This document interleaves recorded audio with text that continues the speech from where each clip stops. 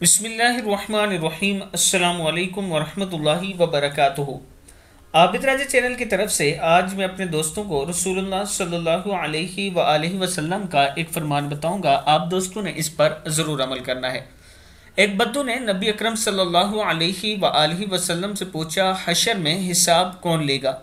आप सल्लल्लाहु अलैहि व आलिहि वसल्लम ने फरमाया, अल्लाह। बद्दू खुशी से झूम उठा और चलते चलते कहने लगा, बाखुदा तब हम सब निजात पाएंगे। आप सल्लल्लाहु अलैहि व आलिहि वसल्लम ने पूछा, वो कैसे? इसने अर्ज़ की, अल्लाह करीम है और करीम जब काबू पा लेता है तो माफ़ कर देता है। बद्दू चला गया मगर जब तक नज़र आता रहा नबी अकरम सल्लल्लाहु अलैहि व आलिहि वसल्लम इसका जुमला दोहरा कर फरमाते रहे, कद वजद रब, इसने अपने रब को पहचान लिया, इसने अपने रब को पहचान लिया। किताब का वाला ये नीचे मौजूद है, आप देख सकते हैं।